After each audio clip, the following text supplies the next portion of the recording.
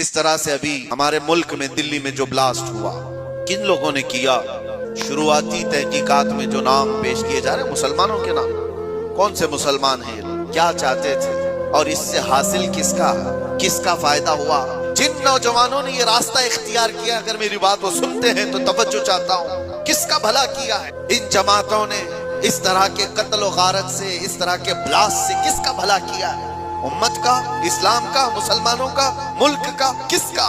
کسی کا نہیں۔ ناحق راستے میں چلنے والوں کی جانوں کو لینا، قرآن کہتا ہے من قتل نفسا بغیر نفس او فساد فی الارض فکأنما قتل الناس جميعا، جس نے ناحق ایک جان کو قتل کیا ہے اس نے پوری انسانیت کو قتل کیا۔ یوں نہیں ہوتا کہ ناحق کوئی بھی راستہ چلنے والے کی جان لے لی جائے اور اس کو کہا جائے کہ یہ جہاد ہے، یہ جنگ ہے، یہ بدلہ ہے، یہ انتقام ہے۔ ہرگز نہیں۔ میں سخت مذمت کرتا ہوں ایسے تمام گتیویدیوں کا۔ کوئی بھی نوجوان اس طرح کی حرکتوں میں ملوث ہوتا ہے تو جانتے ہیں اس کا نقصان کتنا لمبا ہوتا ہے۔ ان ظالموں نے جو کچھ بھی کیا، چند مہینوں پہلے کشمیر میں جو ہوا تھا، پہلگام میں چن چن کر کے جن لوگوں کو مار دیا گیا تھا، وہ جو سیر و سیاحت کے لیے گئے تھے وہ کس کے دشمن تھے؟ جن کو انہوں نے پکڑ کر کے نام پوچھ کر کے مارا، وہ کس کے دشمن تھے؟ اسلام کے دشمن تھے، مسلمانوں کے دشمن تھے، یا تمہارے قرآن حدیث کسی کی دشمنی کی تھی جن کو پکڑ کے مارا گیا؟ کیا اسلام میں اس بات کی اجازت ہے کہ کہیں پر بھی کوئی گھومنے آئے اور اس کو مار دیا جائے؟ ان ظالم کتوں نے جن لوگوں کو مارا، اس کے بعد جو دہشت پھیلانے کی کوشش کی، اس کا اثر کیا ہوتا ہے؟ دنیا میں اور دوسری جگہوں پر غیر مسلموں کے پاس یہی میسج جاتا ہے کہ یہ اس طرح تنہا پا کر کہیں پہ بھی قتل کر سکتے۔ پورے مسلمانوں کو انہوں نے خطرے میں ڈالا۔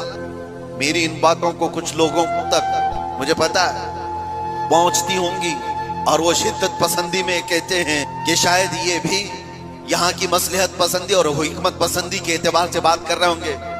ہم کو یہ ساری مصلحت پسندی کی ضرورت بھی نہیں۔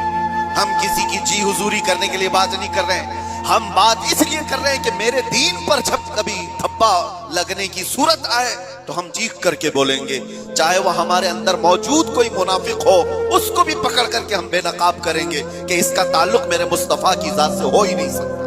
اس لیے ہمیں بولنا ضروری ہے، چاہے وہ اسلامی نام سے کوئی ملک بھی ہو، پاکستان، افغانستان، عراق، شام، کہیں پر بھی پنپنے والے، ہم سب سے پہلے ٹٹول کر کے دیکھیں گے۔